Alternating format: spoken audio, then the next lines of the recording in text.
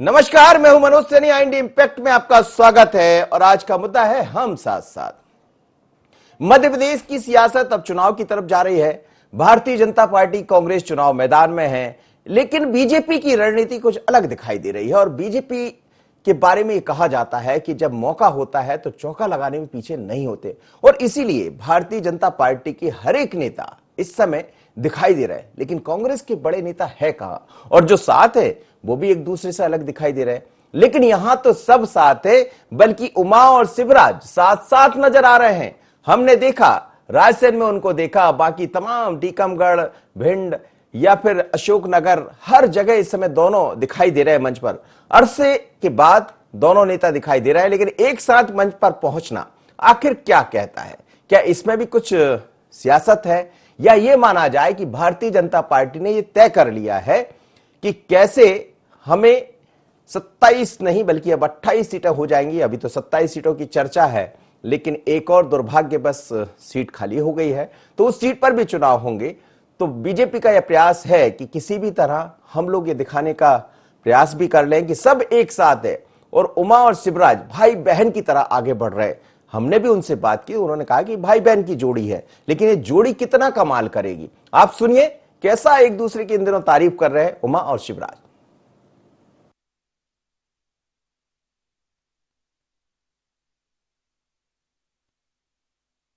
जब मध्य प्रदेश में शिवराज जी सीएम बने, शिवराज जी का और हमारा मेरी उनकी जो पहली मुलाकात हुई वो रायसेन जिले में ही हुई थी, बाड़ी में।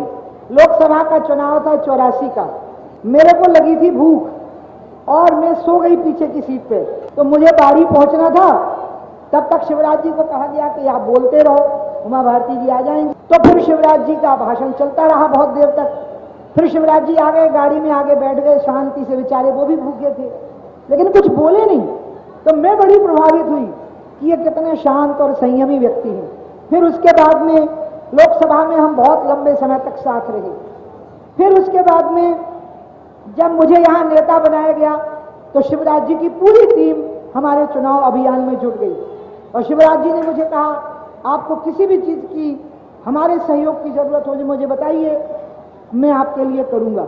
जब शिवराज जी मुख्यमंत्री बने, आज मैं अपने भाई का अभिनंदन करूंगी कि जिस तपस्या के बल पे मैंने सरकार बनाई, वैसी ही तपस्या से उन्होंने फिर ये सरकार चलाई। शिवराज जी ने 13 साल आराम नहीं किया, तपस्या करी, पसीना बहाया, इतना काम किया कि जो एजेंडा हमने सेट किया था वो पूरा किया। हम सबकी आदर्श मेरी छोटी बहन, वो दीदी भी है, मैं उन्हें दीदी भी कहता हूं, लेकिन सचमुच में मेरी मां का बचपन में स्वर्गवास हो गया था। जब मुझे मां का भी प्यार और आशीर्वाद प्राप्त करना होता है तो मैं अपनी दीदी उमा जी के पास जाता हूं। मैं आपके सामने अपनी दीदी को आश्वस्त करता हूं कि दीदी, आपने पंचायत का अभियान चलाया था। 2003 में अगर सरकार गिराई थी तो दीदी उमा भारती ने कांग्रेस की बंटाढार सरकार को गिराया था। दीदी उमा भारती उनके नेतृत्व में लड़े, तो उनके बिना संभव नहीं था। उनके नेतृत्व में हम चुनाव लड़े थे और उन्होंने पंचायत का एक कार्यक्रम दिया था। आज मैं कहता हूं, उमा दीदी का जो कार्यक्रम था पंचायत का, जल, जमीन, जंगल और पशुधन, इसको लेके आत्मनिर्भर मध्य प्रदेश का पूरी रूपरेखा दीदी उमा भारती के साथ बैठ के बनाऊंगा और उनके सपने को साकार करने में कोई कसर नहीं छोड़ूंगा। तो देखा आपने, उमा और शिवराज दोनों एक दूसरे की तारीफ कर रहे हैं, एक दूसरे को लेकर बता रहे हैं कि जब उन्होंने सरकार बनाई तो उमा जी ने कहा कि मैंने जब सरकार छोड़ी तो सही हाथ में शिवराज जी के हाथ में चली गई। और शिवराज जी 15 साल तक मध्य प्रदेश के मुख्यमंत्री रहे और एक बार फिर मुख्यमंत्री के रूप में दिखाई भी दे रहे हैं। लेकिन इस समय जब दोनों मंच पर होते हैं तो एक दूसरे की तारीफों करने में जरा पीछे नहीं होते हैं। आपने सुन ही लिया होगा, कोई भाई की तारीफ कर रहा है तो कोई बहन की। लेकिन इसके मायने क्या निकाले जाए? मेरे साथ इस वक्त अरविंद तिवारी जुड़ रहे हैं, वरिष्ठ पत्रकार है। अरविंद जी, हम देख रहे हैं कि मध्य प्रदेश की सियासत में दो चीजें दिखाई दे रही है। एक तो ये कि शिवराज और उमा जी, वैसे भी शिवराज उमा का साथ होता है, लेकिन यहां भाई बहन है शिवराज और उमा जी, और दोनों साथ दिखाई दे रहे हैं। हमने उनसे बात भी की है। पर क्या मध्य प्रदेश की सियासत में कुछ नया दिखाई दे रहा है? और साथ ही यह भी मान लिया जाए कि भारतीय जनता पार्टी चुनाव से पहले ये मैसेज देने का एक प्रयास है कि हम सब एक साथ हैं? बिल्कुल मनोज जी, आपने सही कहा कि मध्य प्रदेश की सियासत में बहुत कुछ नया देखने को मिल रहा है और भारतीय जनता पार्टी बिल्कुल ये मैसेज देने में कामयाब हो रही है, जनता तक ये मैसेज देने में कि पूरी भाजपा कांग्रेस के खिलाफ एकजुट है। सत्ता में जो वापसी 15 महीने बाद भारतीय जनता पार्टी की हुई है, तो सत्ता को बरकरार रखने के लिए पूरी भारतीय जनता पार्टी एकजुट है।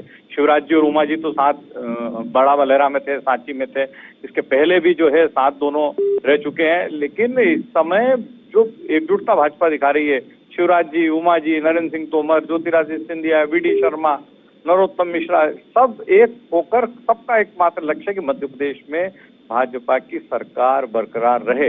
इससे इतर आप देखिए, कांग्रेस में अकेले कमलनाथ घूम रहे हैं, दिग्विजय सिंह का अता पता नहीं है, सुरेश पचौरी कहीं नहीं दिख रहे हैं, अरुण यादव नहीं दिख रहे, कांतिलाल भूरिया नहीं दिख रहे, अजय सिंह नहीं दिख रहे हैं। तो मतलब आप देखिए कि एक तरफ पूरी भाजपा एकजुट है और दूसरी तरफ कांग्रेस, बिल्कुल ऐसा लग रहा है कि कमलनाथ का वन मैन शो है।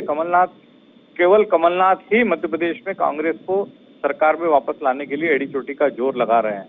जी बिल्कुल, आपने कहा और ज्योतिरादित्य सिंधिया और शिवराज ने कहा था कि हम 1 और 1 11 है, लेकिन अब तो इतने नेता मंच पर दिखाई दे रहा है, इससे देखकर तो ये कहा जाएगा कि एक से बढ़कर एक है। और जरा उमा भारती भाई बहन की जोड़ी को लेकर जब IND24 ने उनसे बात की तो उन्होंने क्या कहा, जरा उमा जी को यह भी सुन लीजिएगा। हम बात करेंगे पूर्व मुख्यमंत्री उमा भारती मेरे साथ है। उमा दीदी, लंबे अरसे के बाद 2003 मुझे याद आ रहा है, एक बार फिर भाई और बहन साथ साथ दिखाई दे रहे हैं और बड़े उत्साह के साथ अब मंच पर हर जगह दिखाई दे रही। भाई और बहन की ये जोड़ी अब कांग्रेस पर कहर ढाएगी। तो ये माना जाए कि 27 सीटों पर जहां चुनाव हो रहा है, कमलनाथ कह रहे हैं कि 3 सर्वे के आधार पर हम 24 से 25 सीटें लेकर आ रहे हैं, लेकिन भारतीय जनता पार्टी का उत्साह इतना ज्यादा क्यों नजर आ रहा है? क्योंकि ये सच्चाई है कि हम यहाँ पर जीतेंगे। उसका कारण है कि 1.5 साल में जितना असंतोष कांग्रेस के खिलाफ हुआ, इतना तो पहले 10 साल में भी नहीं हुआ था। इसलिए आज एक बड़ी घोषणा आपने अभी मन से की है, मैं सुन रहा था कि 2024 में मैं पुनः चुनाव लड़ने की तैयारी में हूं। तो क्या ये माना जाए कि उमा जी एक नए रूप में मध्य प्रदेश में दिखाई देंगे? तो हम पहले नहीं, मैंने लोकसभा का कहा है, आप भूल रहे हैं। जी, वो तो मैंने पहले ही कहा है, आपको नहीं लगी है। मैंने जिस दिन ये कहा मैं ये चुनाव नहीं लड़ूंगी, मैंने दूसरी लाइन यही बोली थी कि मैं 24 का लड़ूंगी। चलिए, तो यहाँ पहुंची है उमा भारती जी और ये गिफ्ट दिया जा रहा है उनको यहाँ लोगों की तरफ से। लेकिन उमा जी कह रही है कि 2024 का चुनाव वो पुनः लड़ेंगे लोकसभा का, और जाहिर है कि मध्य प्रदेश की राजनीति में भी काफी सक्रिय नजर आ रही है। अब देखना ये भी होगा कि जब 27 सीटों पर चुनाव होंगे तो भारतीय जनता पार्टी कहाँ नजर आती है। विपिन के साथ मनोज सैनी, IND24 रायसेन। चलिए, तो आप सुन रहे थे, उन्होंने कहा कि भाई बहन की जोड़ी बहुत कुछ दिखाने वाली। 27 सीटों पर हम चुनाव जीतकर आ रहे हैं, उनका सर्वे कुछ भी कहे कांग्रेस का, लेकिन वास्तविकता है कि सरकार की तरफ से या भारतीय जनता पार्टी की तरफ से एक से बढ़कर एक दिखाई दे रहे हैं। लेकिन कांग्रेस में नेता अलग अलग है और कुछ बड़े नेता तो गायब ही है, जैसे अरविंद तिवारी जी भी कह रहे थे। मैं वापस चलूंगा स्टूडियो, लेकिन उससे पहले 2 मेहमान मेरे साथ जुड़ रहे हैं। मेरे साथ है कुणाल चौधरी, कांग्रेस के विधायक, साथ ही यशपाल सिंह सिसोदिया, भारतीय जनता पार्टी के विधायक। यशपाल जी के पास सबसे पहले, फिर मैं आकाश के पास भी जाऊंगा। यशपाल जी, क्या कहेंगे जिस तरह से ये जोड़ी दिखाई दे रही है, उमा भारती जी और उमा और शिवराज भाई बहन के रूप में दोनों काम कर रहे हैं, एक दूसरे की तारीफ करने में पीछे नहीं है, लेकिन क्या ये कहा जाए कि बीजेपी ये दिखाना चाहती कि हमारे यहां तो एक से बढ़कर एक है? निश्चित रूप से मनोज जी, भारतीय जनता पार्टी के जो कद्दावर नेता हैं, जो अनुभवी नेता हैं, वो एक से बढ़कर के एक हैं। जनसंघ के जमाने से लेकर के भारतीय जनता पार्टी की राजनीतिक यात्रा में मनोज जी, भारतीय जनसंघ और भारतीय जनता पार्टी ने कई ऐसे अनूठे जननेता, जननायक दिए हैं जिन्होंने संगठन में भी अपनी अहम भूमिका निभाई है और सत्ता में रह करके भी पार्टी का नाम गौरव का जो भातृत्व प्रेम है, वो प्रेम निश्चित से तमाम उपचुनाव में एक भूमिका में सफलता को अग्रसित करेगा। जी जी कुणाल चौधरी जी, हम देख रहे हैं कि बीजेपी ये मैसेज देने का प्रयास कर रही है कि हम लोग सब एक साथ है और दिखाई भी दे रहे हैं, लेकिन कांग्रेस में कमलनाथ अकेले मंच पर दिखाई दे रहे हैं। क्या आपको यह माना जाए कि बीजेपी का ये मैसेज है? देखिए मुझे लगता है बीजेपी क्या मैसेज देना चाहती है, जी। वो उनके उनके तरीके से चुनाव लड़े कि सबको अपने अपने तरीके से चुनाव लड़ने का हक और अधिकार, और सबको अपने अपने मैसेज भी देने का कि मीडिया में क्या मैसेज देना है, जनता के सामने क्या मैसेज देना, और एक्चुअल क्या बात की राजनीतिक परिदृश्य मतलब, और भाई और बहन की जोड़ी।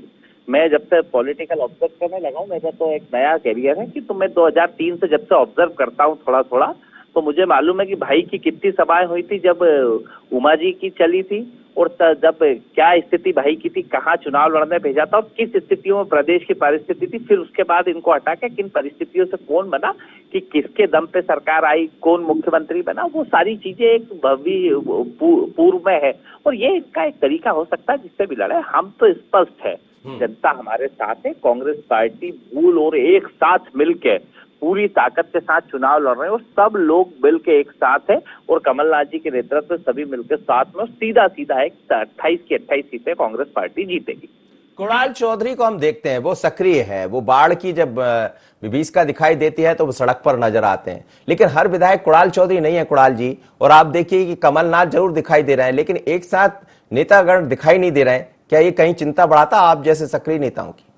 नहीं, कहीं सब साथ में, सब लोगों की मीटिंग्स होती है, सब लोग मिलकर तय करते हैं सारी चीजों पे, और पहली बार इतनी स्मूथली सब लोगों ने मिलके, और किसी भी उसके जो हमारे यहाँ एक वायरस थे वो तो जा चुके हैं कि वहां पे पहुंच चुके हैं, वो कोई दिक्कत ही नहीं है। अब तो कोई भी इस प्रकार की स्थिति नहीं हुई, स्पष्ट रूप से सब एक साथ मिलके अपने अपने कामों में लगे हुए हैं, और कांग्रेस पार्टी को जिताने के लिए, सारी सीटों को जिताने के लिए सब लोग कृत संकल्पित हैं, और स्पष्ट रूप से मध्य प्रदेश की जनता के साथ में खड़े, और जनता के हर सुख दुख में साथ में खड़े होकर बिल्कुल काम कर रहे हैं। दिग्विजय सिंह जी अपना काम कर रहे हैं, अभी बच्चों भाई साहब यहाँ पे अभी कोविड का उनको हुआ है तो वहाँ पे अभी अस्पताल में, बिल्कुल लगातार सब लगे, अजय सिंह जी लगे हुए हैं, सब लगे हुए हैं, कोई भी ऐसा नेता, सूर्या जी अपनी जगह लगे, सब हमारे पूरे 28 के 28 क्षेत्रों में सभी लोग लगे हुए हैं। अब ये कि एक ही मंच पे सारे साथ दिखना और दिखाने का खेल गया, हम दिखाते रहते थे सिंधिया और हम सब साथ में, तो क्या करा, एक पहले तक कहते थे कि मेरा डीएनए और ये वो सारी स्थितियां करते थे, तो वो सारी बातें कि मीडिया पे क्या करनी है क्या नहीं करनी है, वो सारी बातों का एक दौर चला गया, और इस पर से जनता जनादेश के साथ खड़ी हुई है, और कांग्रेस पार्टी इसको हराने के लिए। आपने बहुत सही बात कही कि हमने भी मंच पर एक साथ दिखाया, लेकिन थे कहां, ये बड़ी दिलचस्प बात है और बड़ी स्वीकारोक्ति के साथ आपने कही। कुणाल चौधरी ये कह रहे थे। आकाश के पास चलता हूं मैं इस समय, चूंकि आकाश कांग्रेस भी देख रहे हैं, तो आकाश से समझ लेते हैं कि कांग्रेस में क्या चल रहा है। आकाश क्या कहेंगे, जिस तरह हम देख रहे हैं उमा भारती और शिवराज साथ दिखाई दे रहे हैं, सिंधिया और शिवराज और महाराज, ये तमाम तरह की जो जोड़ियां दिखाई दे रही है भारतीय जनता पार्टी की तरफ से, आप कांग्रेस को कवर करते हैं, कांग्रेस में क्या तैयारियां हैं? जी बिल्कुल, कांग्रेस में जरूर अभी इस तरीके का नजारा मनोज जी नजर नहीं आ रहा है। हालांकि पीसीसी चीफ कमलनाथ का शायद यही प्लान है कि अभी तमाम जो कांग्रेस के नेता हैं वो जो है अलग अलग अपने अपने क्षेत्रों में अपनी अपनी तैयारियां जो है कर रहे हैं, लेकिन जिस तरीके से 18 और 19 तारीख को PCC chief Kamalnath mega show करने वाले हैं, माना जा रहा है कि यहां से जो है कांग्रेस के तमाम नेता एकजुट होकर निकलेंगे, और ग्वालियर में एक बड़ी सभा भी होगी, क्योंकि अगर हम 18 तारीख की बात करें तो इसको लेकर कांग्रेस में जोर शोर से तैयारी चल रही है। तमाम जो दिग्गज नेता हैं वो इसके पहले भी जो है ग्वालियर चंबल में एकत्रित होने वाले थे, लेकिन कोरोना संकट के कारण वो उनकी जो बस यात्रा थी उसको जो है रद्द कर दिया गया था। तो एक बार फिर से कांग्रेस ने इसको लेकर तैयारी की है, लेकिन कांग्रेस अभी अपने पत्ते खोलना नहीं चाहती, और जिस तरीके से बीजेपी लगातार एक्शन मोड में है, लगातार कांग्रेस से आगे बीजेपी की तैयारी नजर आती है, एक्चुअल की बात करें या वर्चुअल की बात करें। और अब जिस तरीके से जनसभाएं हो रही हैं, तो किसी भी तरीके से तमाम जो बीजेपी के बड़े नेता हैं, दिग्गज नेता हैं, वो ना सिर्फ मंच साझा कर रहे हैं बल्कि एक दूसरे की तारीफ जो है राजनीतिक मंच से करते हुए नजर आ रहे हैं। सीधे तौर पर बीजेपी का ये संदेश है कि हम सब एक हैं और एक साथ मिलकर ही जो है मध्य प्रदेश में विकास की नई गाथा लिखेंगे, ये जनता को बताने की कोशिश बीजेपी की तरफ से हो रही है। लेकिन कांग्रेस का भी इसको लेकर क्या साइलेंट प्लान है, क्योंकि अभी तक कांग्रेस के सारे साइलेंट प्लान हमने देखे हैं। लगातार कांग्रेस, पीसीसी चीफ कमलनाथ लगातार अपने हाथ में पावर रखते हुए काम करते हुए नजर भी आए। तो अब देखना यही है कि 18-19 को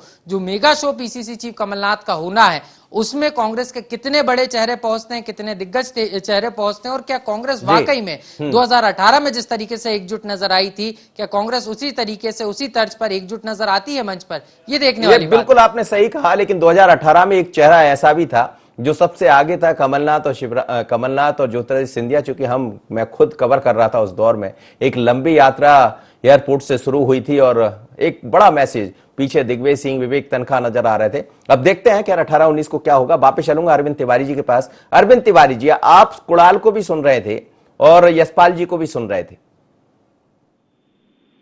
देखिए मनोज जी, बिल्कुल मैं अभी भी उसी बात पे कायम हूँ कि दिखाना, कुणाल चौधरी बोल रहे हैं कि दिखाना अलग है और काम करना बात अलग। लेकिन कहीं ना कहीं जो एक मैसेज पब्लिक में फ्लोट होना चाहिए, वो मैसेज भारतीय जनता पार्टी की ओर से ज्यादा मजबूती से जा रहा है कि भारतीय जनता पार्टी एक है। जिस तरीके के दौरे हो रहे हैं विधानसभा क्षेत्रवार और हर फोरम पे, आप देखिए, आपके अभी तक तो नरेंद्र सिंह तोमर, ज्योतिरादित्य सिंधिया, बीडी शर्मा, नरोत्तम मिश्रा और शिवराज सिंह चौहान एक फोरम पे, एक मंच पे रहते थे, अब उमा भारती भी शामिल हो गई। तो आखिर कहीं ना कहीं सामूहिक ताकत का फायदा तो भारतीय जनता पार्टी को मिलना है, बिल्कुल, इसमें कोई दो मत नहीं। दूसरी तरफ कांग्रेस को लेकर अभी तक सारे समीकरण बड़े गड़बड़ हैं। अब देखिए, आप कल अनूपपुर की बात करें, हम प्रत्याशी घोषित कर दिया। अब कल बात चली कि रमेश सिंह शामिल हो गए, सरकारी नौकरी छोड़ के आ रहे हैं, और सारे वहां के जो दावेदार थे उन्होंने लिख के दे दिया कि हमें गुंजाम मंजूर नहीं होगा, आप जो है रमेश सिंह को टिकट दे दीजिए। आप में से तो बता, देखिए ना आप, अगर अपन मैदानी लेवल की भी बात करें तो कितनी स्थितियां बिगड़ रही है, ये समझ में हमें आ रहा है। कमलनाथ अपनी ओर से पूरी कोशिश कर रहे हैं कि वो मध्य प्रदेश में कांग्रेस की सरकार वापस बनाने में कामयाब हो जाए। लेकिन पार्टी के जो दूसरे नेता है, जिनको कमलनाथ के साथ एक बैठकों में शामिल होना बात अलग है, लेकिन सार्वजनिक रूप से इस ताकत का प्रदर्शन करना बात अलग है। बिल्कुल आपने कहा है, और मैं यशपाल जी के पास चलूं उससे पहले फिर वापस कुणाल के पास ही चलूंगा। कुणाल जी, आप सुन रहे हैं, लेकिन सवाल यही है कि एक प्रत्याशी बदलने की तैयारियां भी शुरू हो गई। 15 टिकट आपने दिए हैं, उसमें से अब जिस तरह की चर्चा सामने आ रही कि प्रत्याशी बदला जा सकता है, और खूब कल से ये बना भी है सामने, तो क्या इस तरह की चुनौतियां हैं कांग्रेस के सामने? पहली बात तो कयास किसको क्या लगाना, सब अपने अपने कयास लगा के रखे हैं, वो अपनी जगह है।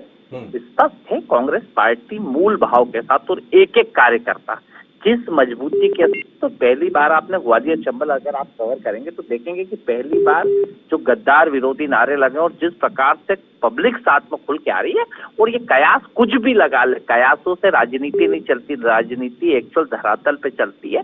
और धरातल की राजनीति में जिस विधानसभा के समीकरण पे मुझसे चर्चा करना चाहे, मैं सबसे सहज रूप से तैयार हूँ। कल ही इनके सुहासरा में कितना बड़ा वो यात्रा शुरू हुई, कितने लोग थे, कितनी कुर्सियां खाली थी और किस प्रकार की स्थिति, ये यशपाल जी भी मुझे लगता है जानते होंगे कि कल वहां पे कोई एक यात्रा शुरू करी जिसकी स्थिति क्या थी और जनता ने कैसे भगा रही है। ये चुनाव जनता लड़ाती है और जनता चुनाव में तय करती है, और जनता तय कर चुकी है कि एक भी सीट इन गद्दारों को नहीं देना है, चाहे कितने दिखावे कर ले। दिखावे, हाथी के दिखाने के दांत और खाने के अलग होते हैं। क्या स्पष्ट मध्य प्रदेश की राजनीति को आप बहुत पहले से देखते हैं और भाई और बहन की जोड़ी को इतना सब ऑब्जर्व करते हैं, किन परिस्थितियों में हर बार चुनाव हुए, किन परिस्थितियों में स्थितियां हुई और किन परिस्थितियों से कौन बाहर गया, कौन अंदर आया, राजनीति में कितना दिखा। एक मेरा सवाल था, आप गद्दार शब्द का इस्तेमाल कर रहे हैं और कांग्रेस वो नारा भी लेकर जा रही है, लेकिन क्या कांग्रेस ने जो 15 लोगों को टिकट दिए उसमें 6 लोग 7 लोग ऐसे नहीं है जो बाहर से आकर कांग्रेस का दामन थामे और आपने उनको टिकट दे दिया, और कई जगह से विरोध की खबरें भी सामने आई? कहीं विरोध तो मुझे लगा ही नहीं कि इस बार जितनी स्पूट टिकट बची, आज तक ने तो कभी पीसीसी के कांच फूटते देखे, कभी इन परिस्थितियों को देखा। इस बार एक भी जगह से ये छोटे मोटे जो छोटी मोटी थोड़े बहुत बर्तन, ये अलग बात है, बाकी इतनी स्मूथ टिकट, मैं भी राजनीतिक रूप से जितने सालों से देख रहा हूँ, इतनी स्मूथ टिकट और टिकट के बाद बिल्कुल एक साथ होकर सबका रहा है। मुझे नहीं लगता कि आज तक कांग्रेस पार्टी में इतने अच्छे और इतने तरीके से आज तक की कोई टिकट हो पाई है। अब ये आप किस एंगल से देखते हैं मुझे नहीं मालूम, पर मैं जिस एंगल से देखता हूँ वो अलग चीज है। और सिंधिया की गद्दारी की और इनकी इसलिए बात कर रहे हैं, इन्होंने मध्य प्रदेश के कार्यकर्ता के साथ विश्वासघात किया है, उस जनता के साथ विश्वास किया और विश्वासघात किया जिसके जनादेश को बेचा है। स्पष्ट है वो परिस्थितियां, ये परिस्थितियां चुनाव के पहले आना जाना ये अपनी जगह है, पर चुनाव जिस कार्यकर्ताओं के, क्योंकि कुणाल चौधरी अगर ये गलत फहमी पाल ले कि कुणाल को अगर इतने वोट मिले 87,000 तो कुणाल चौधरी के घर के तो ये दिमाग कुणाल का खराब होगा। ये दिमाग जिनका खराब हो चुका है कि इनके वोट थे। अरे जनता वोट देती है, कार्यकर्ता घर घर आपकी पार्टी की नीति पहुंचाता है और कार्यकर्ता दिन रात मेहनत करता है, तब जाके वोट मिलते हैं। और जो इस गलत फहमी में रहते हैं कि अभी उनको जनता सबक सिखाती कि आप देखो तो सही है, चुनाव सामने है, अगर इनकी जमानतें जब्त नहीं हो भारतीय जनता पार्टी, जमानतें जब्त होने वाली है। मनोज जी, कुणाल चौधरी जी और उनकी पूरी पार्टी, उनके सारे नेता बहुत गलत फहमी में जी रहे हैं, डूबते जहाज में भी किनारा लगाने की जो कवायद जो कोशिश की जा रही है, ये जहाज तो डूब करके रहेगा। और कुणाल जी तो अब कुर्सियां गिन रहे हैं कि कितनी कुर्सियां खाली, कितनी कुर्सियां भरी है। कल भी मैं 2 दिन से सुहागपुर क्षेत्र में था, मेरे को 2 सेक्टर दिए गए, 16 पोलिंग का मुझे जी संतोष नहीं है। और जो कांग्रेस के लोग बदतमीजी कर रहे हैं, जो कांग्रेस के 2म दर्जे के लोग काले झंडे दिखाने का और जो विरोध करने का जो नाटक रच रहे हैं, वो जनता की तरफ से नहीं है मनोज जी, ये उन लोगों की तरफ से जो कांग्रेस में जी हमारे लोगों को जो भाजपा में आ गए हैं, तुम्हारा खून खून हमारा खून पानी, हमारे लिए गद्दार कह रहे हैं। और पूर्व मंत्री, पूर्व विधायक भाजपा में आ रहे हैं, भाजपा से कांग्रेस में जा रहे हैं और उनको टिकट से नवाजा जा रहा है, तो उन्हें क्या कहेगा, उनको क्या कहा जाएगा? विद्युत के धुले हो गए और हम अपराधी हो गए। और दूसरा, भारतीय जनता पार्टी की जो ताकत है वो संगठन के आधार पर है, व्यक्ति के आधार नहीं है। पूछ करता हूं कि कौन सी कांग्रेस है? कमलनाथ जी की कांग्रेस है, नेता प्रतिपक्ष जी की कांग्रेस है, सिंधिया जी आप आपके पास रहे नहीं। जनाधार के मामले में अगर बंटाधार सामने आएंगे दिग्विजय सिंह जी के हालातों में आकर के, और अगर 28 चुनाव में सिंह जी अगर साथ रहेंगे, लेकिन तो मान के उमा और शिवराज जी का साथ दिखना कुछ और तो सियासत नहीं कह रहा है। क्या कह रहे हैं आप? उमा जी और शिवराज जी साथ साथ नजर आ रहे हैं, कुछ और तो सियासी हलचल नहीं है। अरे देखिए, उमा जी और शिवराज जी कहाँ अलग थे? ये कोई सिंधिया जी, दिग्विजय सिंह और कमलनाथ जी थोड़ी क्या कि कभी क्या और कभी क्या। हमारे यहाँ अगर उमा जी ने कहा कि ये चुनाव में लोकसभा का नहीं लड़ूंगी जी, आपका निर्णय, या पार्टी कहेगी अब आपको अभी आपको टिकट नहीं दिया जा रहा, तो संतोष, कहीं हमारे आदमी जाता थोड़ी क्या? तो उन्होंने कह दिया कल कि मैं लड़ूंगी चुनाव। लड़ेंगे ना, लोकसभा के लिए करें, क्या दिक्कत है जी। अगर उमा जी का ये मन है कि मैं 2024 का चुनाव लड़ूंगी तो लड़ूंगी। भारतीय जनता पार्टी और मनोज जी कांग्रेस में ये अंतर है। आप देखिए, टिकट अभी बटे नहीं, टिकट की कौन सी सूची? 15 सूची आई है। कांग्रेस के लोगों में विरोध शुरू हो गया, उसी सूची में जैसा भी आपने खुद ने उल्लेखित किया, टिकट बदलने की बात आ रही है।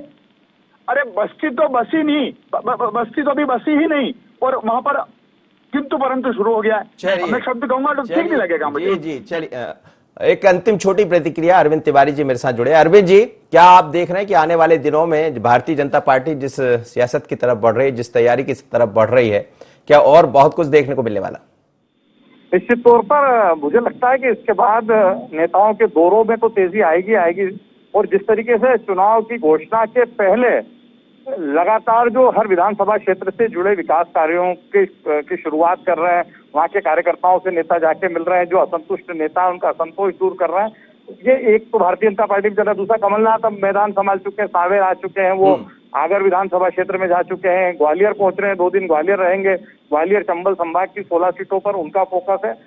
और जो बात एक कुणाल चौधरी कह रहे हैं, मैं आपके पहले शो में भी कई बार मनोज जी बात कह चुका हूँ कि जो भारतीय जनता पार्टी का एकमात्र नकारात्मक पक्ष जा रहा है, सारे नेता एकजुट हैं, लेकिन जनता के मन में कहीं न कहीं अपने से बगावत दगा करने वाले विधायकों के प्रति जो असंतोष है, वो भारतीय जनता पार्टी के लिए कहीं न कहीं थोड़ा नुकसानदायक साबित हो रहा है। चलिए सर, बहुत बहुत धन्यवाद आप सभी का, आप मेरे साथ जुड़े। और ये सच है कि मध्य प्रदेश की सियासत में उमा और शिवराज दोनों एक मंच पर नजर आ रहे हैं, और जहां शिवराज उमा मिल जाए, भाई बहन के रूप में दिखाई दे रहे हैं दोनों, तो क्या ये माना जाए कि भारतीय जनता पार्टी इस तैयारी के साथ आगे बढ़ रही है, इस मैसेज को देना चाहती है कि हम सब एक है और मकसद है 27 सीटों पर चुनाव जीतना। लेकिन कांग्रेस अपनी अलग तैयारी में है। 18-19 को देखना पड़ेगा कि कौन कौन मंच पर कौन कौन साथ नजर आते हैं। अभी तो कमलनाथ अलग है, दिग्विजय अलग है, और बाकी नेताओं का पता नहीं है।